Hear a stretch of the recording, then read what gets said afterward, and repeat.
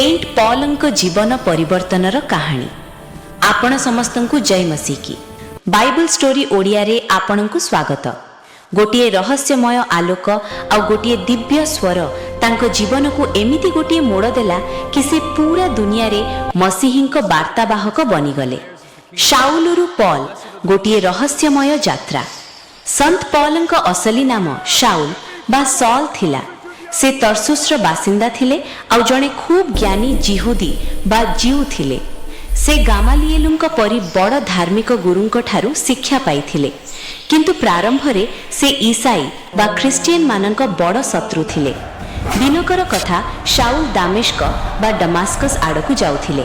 तांको पाखरे अनुमति पत्र थिला कि से सेठी थिबा ख्रिस्टियन माननकु गिरफ करि पारिबे। यात्रा समय रे हठात आकाशरु गोटिए खूब उज्ज्वल आलोक आसिला। सेही आलोक एते तेज थिला कि शाउलुंक घोड़ा संतुलन हराइला आउ शाउल तळे पड़ी गले। सेथिबेले गोटिए रहस्यमय स्वर सुनिबाकू मिलिला, शाउल शाउल तू मते काहेकि सस्ताउछु?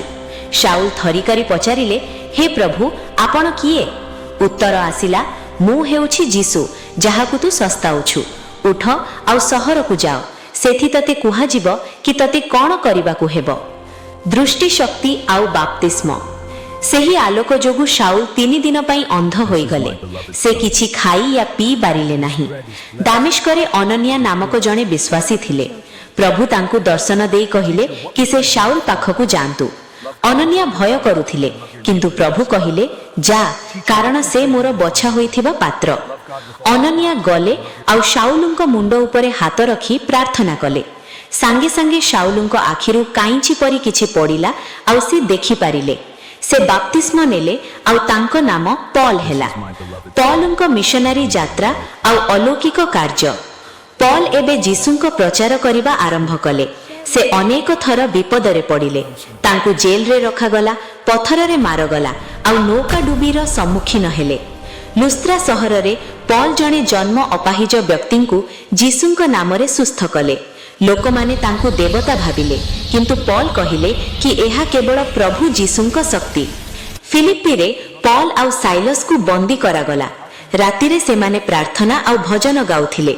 सेठी बेले गोटिए बड़ भुईचळ हेला आउ जेल रो द्वार खोली गला।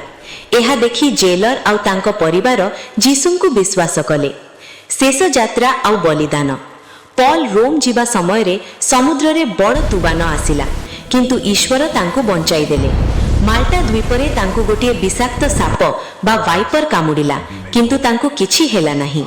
शेषरे रोम रे एम्परर नीरोंक समय रे पॉलंकु मार्टिडम मिलिला। मार्टियर हेबा पूर्वरु से कहिथिले, मु भल लढेई लढिछि, मु मोर दौड़ पूरा करिछि आ मोर विश्वास को बजाय रखिछि। शिक्षा। पॉलंक एही कहानी सिखाए कि कोई भी व्यक्ति एते खराब नुहे कि ईश्वर तांकु परिवर्तन करि पारिबे नाही। जदि आपण अंधकार रे अछंती, तेबे जीसुंक आलोक आपणंकु नुआ जीवन देई पारिबो।